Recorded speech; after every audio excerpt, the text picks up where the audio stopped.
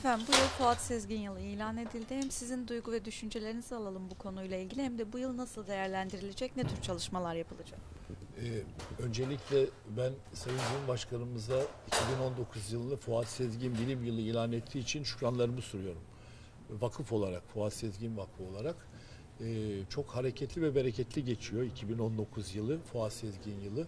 Şu ana kadar 100'ün üstünde üniversite rektörleriyle protokol imzaladık. Sivil toplum kuruluşlarıyla imzalar yaptık. Türk Hava Yolları, Devlet Demiryolları gibi kuruluşlarımızla da yaptık. İlçe belediyelerimizle yaptık. Büyükşehir Belediye'mizle yaptık. Diyanet İşleri Başkanlığı'yla yaptık. Almanya'da birçok toplumda yaptık. Bunların hepsi birer faaliyet içindeler ve şu an 2019 yılında tahminen 500'ü geçecek olan bir icraat yapılacak hocamızla ilgili. Ve de hepsi çok faydalı şeyler. İnşallah ülkemizde bilim açısından hayırlı olur. Bir de inşallah da hocamızın Almanya'da kalan kitaplarını da buraya getirtirsek inşallah o davayı da kazanır. Bizden mutlusu olmayacaktır o zaman. Çok teşekkür ederim. Rica ederim. Sağ olun. Hocam bugün bu yıl Fuat Sezgin Bilim Yılı ilan edildi. Sizin de duygu ve düşüncelerinizi alalım. Fuat Sezgin'e böyle bir Türkiye Cumhuriyeti Devleti'nin vefa örneği göstermesi alkışlanacak bir hadise. Çünkü Fuat Sezgin gayretiyle, çalışmalarıyla bütün dünyaya İslam medeniyetini tanıtmış. Bizi köklerimizle buluşturmuş ve bizim elemanımız, bizim adamımız ama maalesef marifet iltifata tabi, iltifatsız meta zayi derler. Türkiye'de vatandaşlıktan bile çıkarıldığı için Avrupa bağrına basmış ve bütün çalışmalarını hep orada vermiştir. Ama talihin güzel bir cilvesi diyelim ya da hocamızın arzu ettiği şekilde bugün tekrar Fuat Sezgin ana vatanına dönmüştür, İstanbul'a dönmüştür.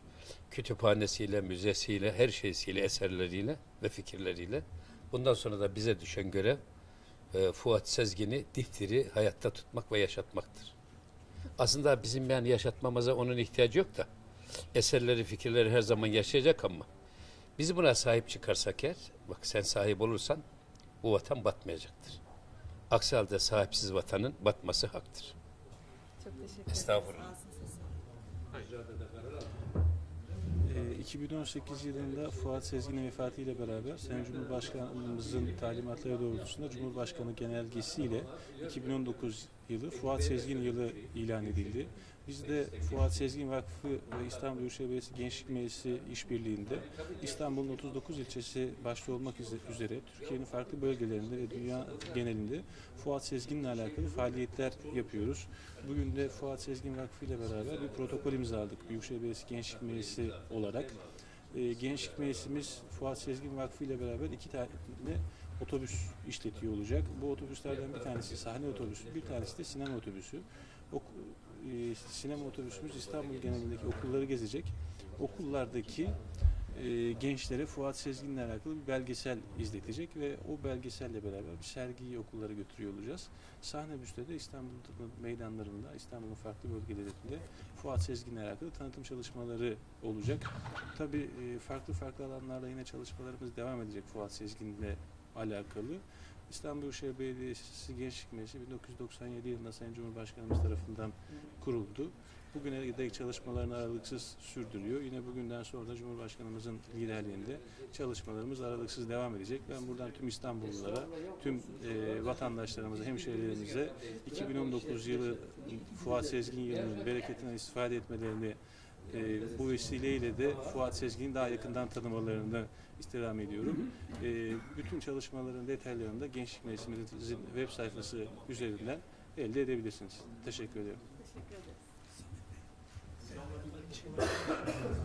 Misyonumuz çok değerli rahmetli hocamız Fuat Sezgin'in 93 yıllık hayatında hizmet verdiği, uğraştığı, didindiği hedeflerini onun vefatından sonra da yakalamak için bir mücadele sürdürmek.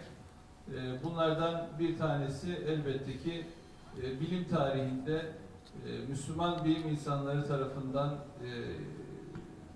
yapılan katkıların tekrar takdir edilmesini sağlamak.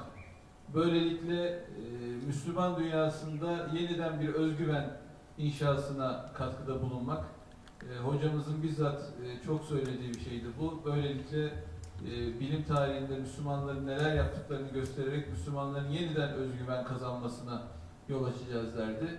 Ve böylelikle yeniden İslam dünyasında bilimin yükseltilmesi, dünyadaki bilim neredeyse onu alıp daha ileriye taşıma için çalışılmasını sağlamlaştırmak. Bu doğrultuda bizim vakfımızın bir çalışması, hocamızın 17 ciltlik eserinin Almancadan Türkçe'ye tercümesini tamamlamak. Tercüme artık tamamlandı. Bu sene inşallah bütün ciltleri yayınlamayı hedefliyoruz. Aynı zamanda Fatih Sultan Mehmet Vakıf Üniversitesi bünyesindeki İslam Bilim Tarihi Enstitüsü ve bölümündeki öğrencilerin desteklenmesi. Bunları başladığı günden beri yapıyoruz. İlk doktor öğrencilerimiz de bu sene eğitimlerine başladılar. İlk master mezunlarımızı verdik. Ve hocamızın hayattayken gözyaşlarıyla takdir ederek gördüğü bir bilim tarihi enstitüsünü hayata geçirmiş olduk. Bir de içinde bulunduğunuz bu kütüphanenin bilim dünyasına, bilim tarihi literatürüne kazandırılması ve İstanbul'un dünyada bilim tarihi alanındaki araştırmacılar için en önemli merkez haline gelmesi. Çünkü hocamızın çok söylediği bir şey de bilim tarihinin artık Frankfurt'ta devam ettirilemeyeceği, bunun İstanbul'da devam etmesi gerektiğiydi. Bununla ilgili tabii kitaplarının aşağı yukarı yarısı geldi, yarısı gelemedi. Almanya ile aramızda da bir maalesef hukuk boyutu olan bir süreç şu anda devam ediyor. Allah nasip ederse inşallah bu kitaplar, o kitaplar bir şekilde buluşursa bu kütüphane gördüğünüz gibi gerçekten Kültür Bakanlığımızın katkılarıyla hayata geçirildi. Yan taraftaki müze 2008 yılında Cumhurbaşkanımız tarafından açılmıştı. Yine hocamızın bir rüyası gerçekleşmişti. Bugün geldiğimiz noktada 2019 yılının Fuat Sezgin yılı ilan edilmesiyle ve Cumhurbaşkanlığı kararnamesiyle 2019 Fuat Sezgin yılı etkinliklerinin Fuat Sezgin Bilim Tarihi Araştırma Vakfı ile birlikte yapılacak olmasının ilanıyla beraber vakfımız bu kurumsal işbirliği anlaşmalarını imzalıyor ki bu sene yapılan etkinlikler birbiriyle koordineli bir şekilde yapılsın.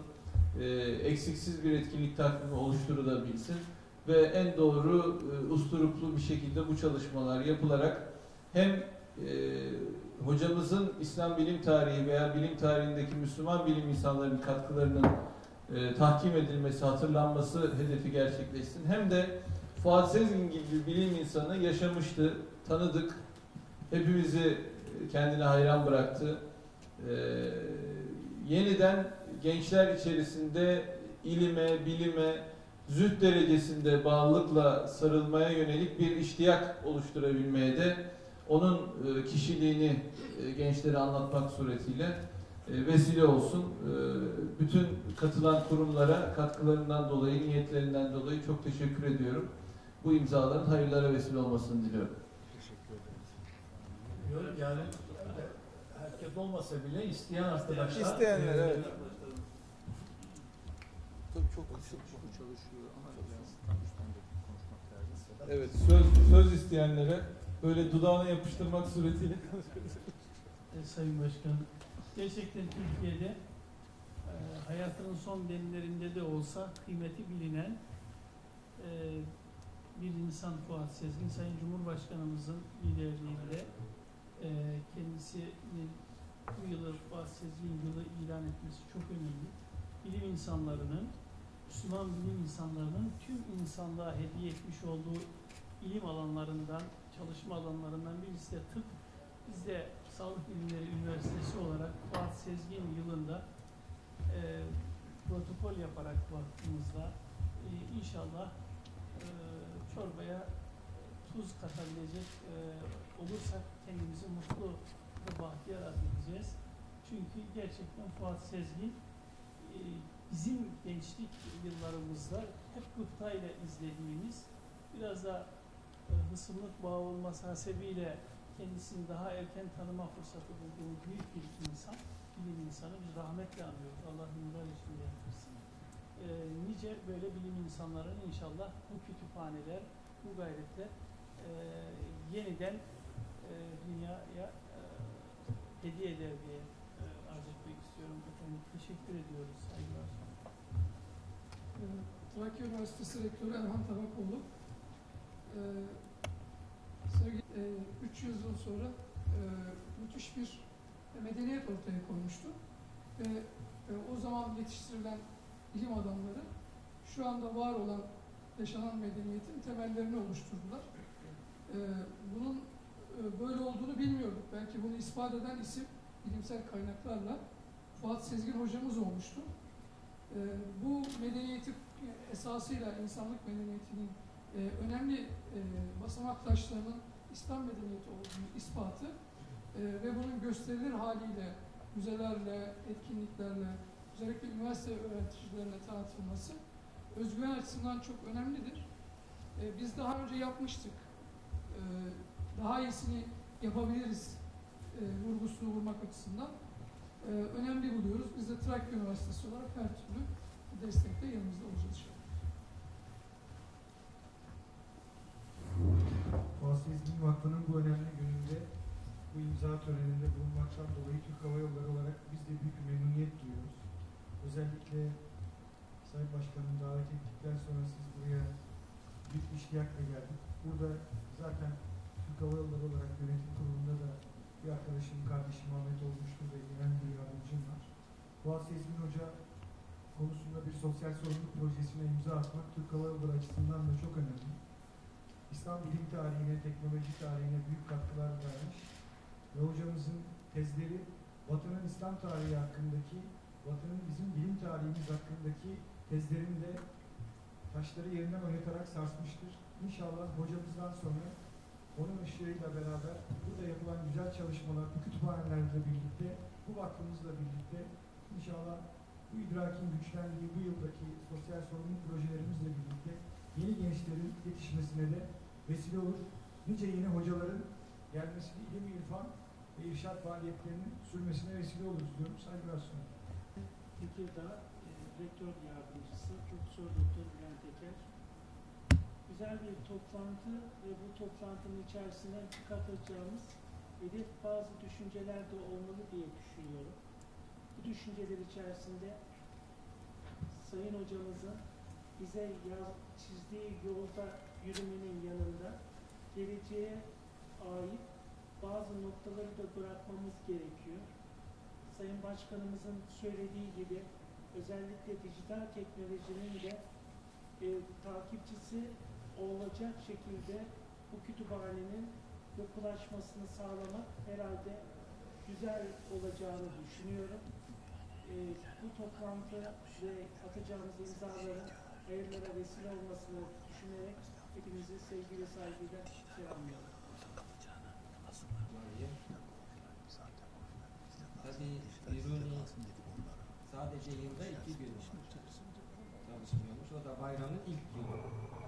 Sayın Cumhurbaşkanımızın da özellikle üniversiteler daha çok çalışmalıdır lafına layık olabilmemiz için ben durumu şöyle özetlemek istiyorum. Sanayicilerimiz ülkeyi 16. sıraya yükselttiler. Ama biz bu kadar üniversite olarak 500. sıraya giremedik. Maalesef yani gerçekleri konuşmak gerekiyor. 4000 SCI dergide dergimiz yok.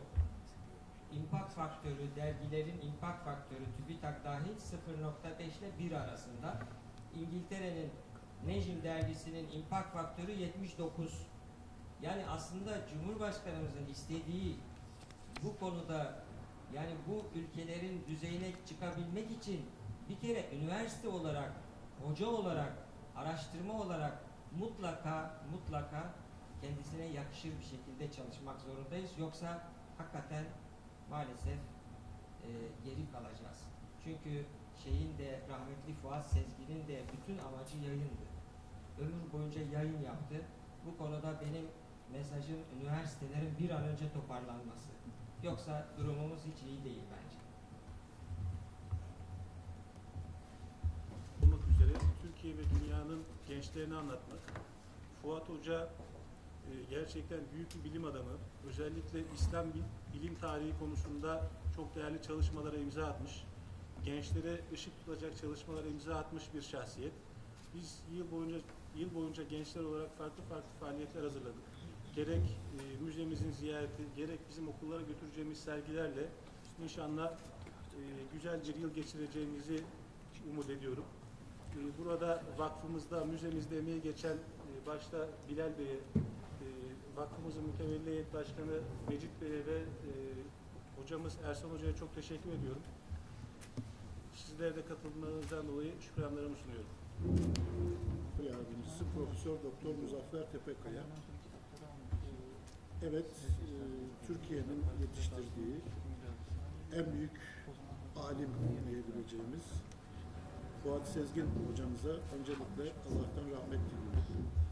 Gerçekten ulusal ve uluslararası çapta İslam kültür, bilim ve medeniyetinin tanıtılmasında önemli katkıları olmuştur.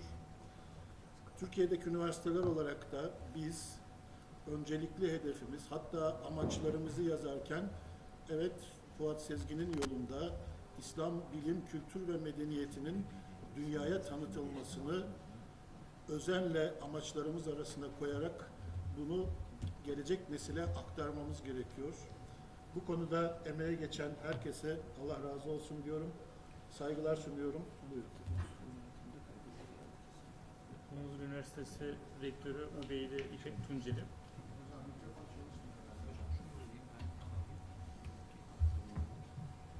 Munzur, şimdi geliyor mu ses? Munzur Tunceli Üniversitesi Rektörü Ubeyde İpek. Tabii az önce konuşmacılarımızın da söylediği gibi, Sayın Başkanımız ve konuşmacıların söylediği gibi sorumluluk gerçekten çok fazla bize.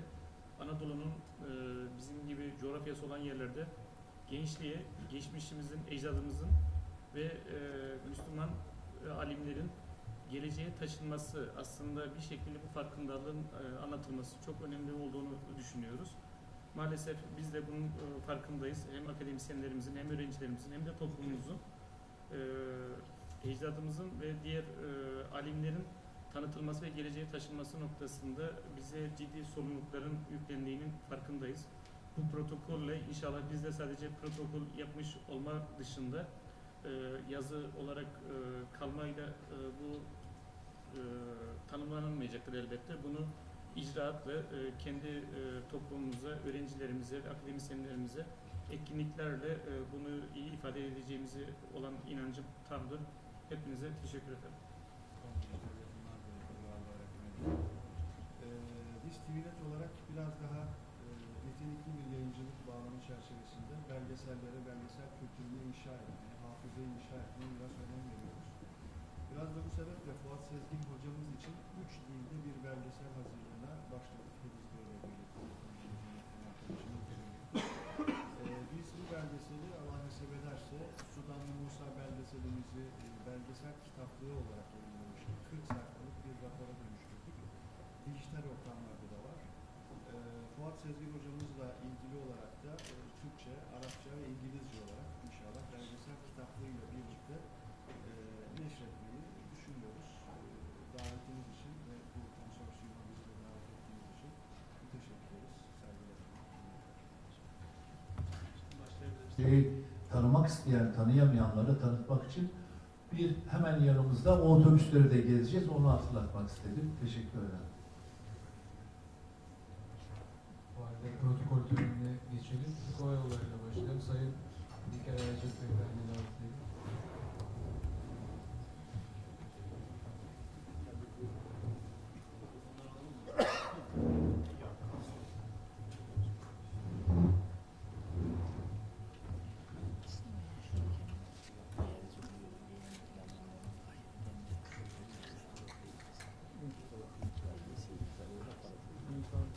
Konuştur Bey'le teşekkür ederim. Emeklerinden dolayı bu protokolün buraya gelmesinde Ahmet kardeşimin de hem kısa yönetimde olması için hem de bizde olmasından büyük yemeği var. Teşekkür ederiz Ahmet Bey. Bilal Bey size teşekkür ederim. Ahmet Bey çok gerçekten katkı sağlıyor.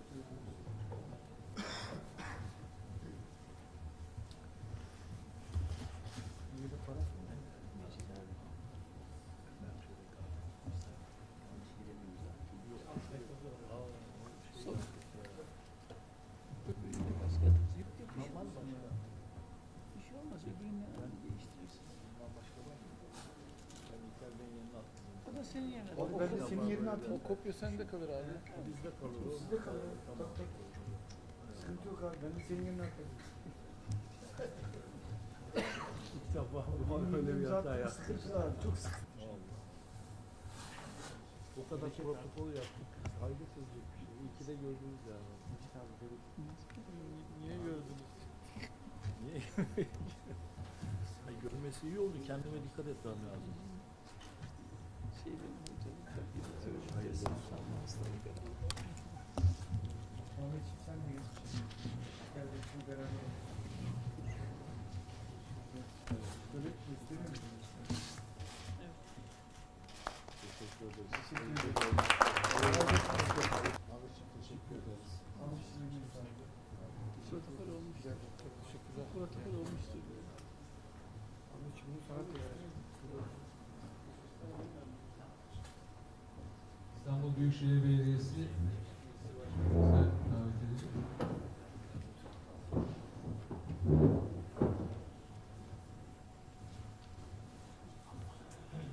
Samet Arbaş Başkanımız.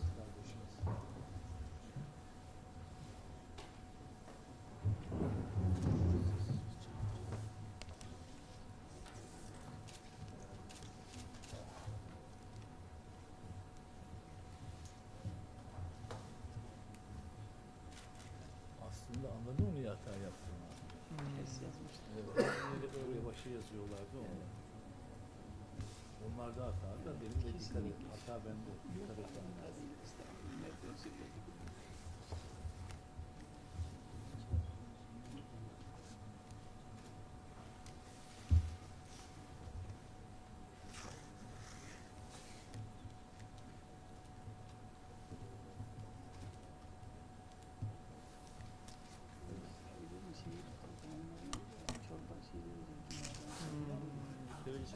Benim param.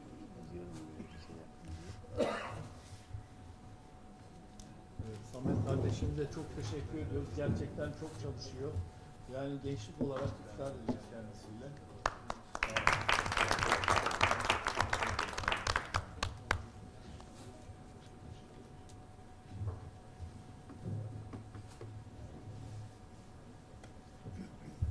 Gençlerin böylesi zaten olur olur. Yanlış başladı mı gider öyle zaten. Televizyon yayınlarında belgeseli yanlış yaptık. Yapmaya gayret edeceğiz abi.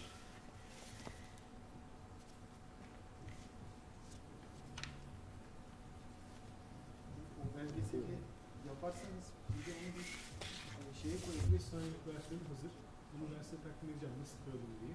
Tamam. Bir de uzun versiyonu Bu olacak. uzun Bunu da versiyonu AYF'in içinde bir yere koyacağız. Ayet'in içinde belgeseller kısmı var bence. Kendi insanımızı, kendi bilim insanlarımızı da böylelikle uçağımızda tanımak isteyenlerin tanıyacağı şekilde. Uçakları bile aldık haberiniz yok. Güzel Bey, her şey bilim için yani. Bilim irfan için. Üsküdar Belediyesi Başkan Yardımcımız aramızda. Avukat Sedat Aydın Beyefendi. Aleykümselam. O gün hocam çok etkilendi. Onun için Üsküdar Belediyesi'ne gerçekten teşekkür ediyorum ayrıca. Hocamın orada etkilenmesi az da olsa veya çok da olsa bir düşüncesini değiştirmiştir. O çocuk üniversitesi demek çok önemli bir şey gerçekten. Evet. İlmi Başkanı'na da teşekkür ediyoruz.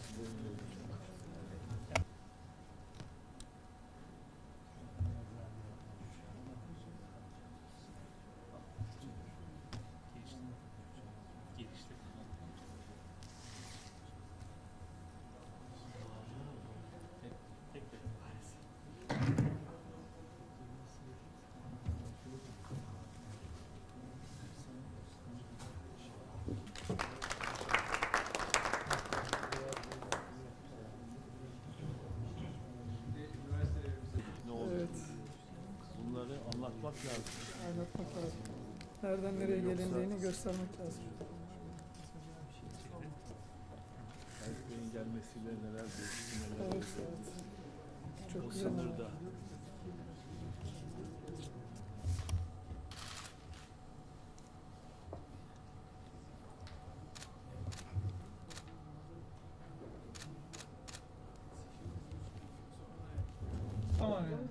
Arkadaşlar oturamayacağız lan. Bilim tarihçisi olarak gösterilen Profesör Doktor Fuat Sezgin 24 Ekim 1924'te Bitlis'te doğdu. İlk ve orta öğrenimini Erzurum'da tamamladıktan sonra mühendis olma hayaliyle İstanbul'a geldi. Bir doçentlik çalışması yaptıktan sonra Almanya'da misafir doçent olarak görev yapan Fuat Sezgin'e Frankfurt Goethe Üniversitesi Senatosu 1965'te Bilimler Tarihi Profesörü unvanı verdi.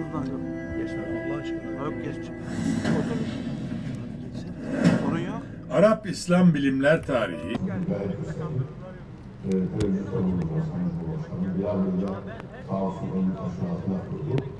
Yaptığım amacı hocamızın Almanya'da sürekli hocamızın talimatları, istedikleri, neler yapmak istediğini bize bildirerek bu vakıfta onların yerine getirilmesi.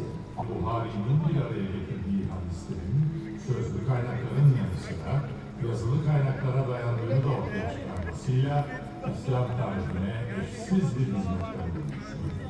Açıların kusursuzluğu, ışığın gizliliği, bedenin sırrı, kimyanın mucizesi.